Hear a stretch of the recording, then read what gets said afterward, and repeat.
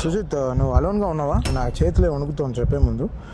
ఆ పాట బయట ఫుల్ సాంగ్ వచ్చేసింది, ఆడియో.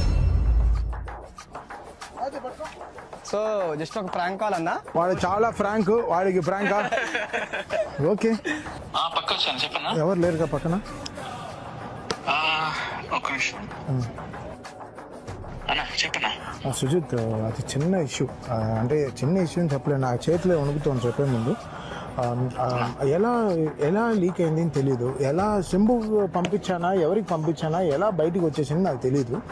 ఆ పాట బయట ఫుల్ సాంగ్ వచ్చేసింది, ఆడియో. నాకు అసలు అర్థం కావట్లేదు ఏం చేయాలని. మన టీం నుంచి అంటే అదే మన టీం నుంచి ఎలా వెళ్ళిందని ఆలోచిస్తున్నా.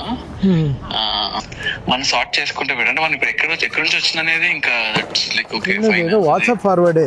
సో అది భయంగా ఉంది అసలు. నాకు జస్ట్ గులాబ్ జామ్స్ నోట్లో వచ్చేసాయి.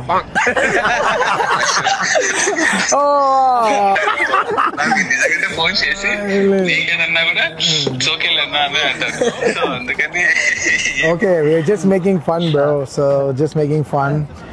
అది ఎలా బ్రో లీక్ చేస్తాం? అసలు వదులుతామా? అసలు లాక్లు వేసే నవతాలు లాక్లు ఏమో ఫోన్లకి, అంత జాగ్రత్త చూసుకోము మనం. అంత 5 సాంగ్ గురించి బయటికి రాకుండా ఉండడమే అసలు చాలా గ్రేట్. నేను నాకు అప్పుడప్పుడు అనిపిస్తూ ఉంటది, అంటే అంత సాంగ్ అంతా మళ్ళీ చూస్తున్నప్పుడు అరే సాంగ్ వచ్చినప్పుడు యూనో పబ్లిక్ రియాక్షన్ ఎలా ఉంటది అనే ఒక థాట్ ఉంది కదా. So let's heat it up bro. Bye bro. Bye.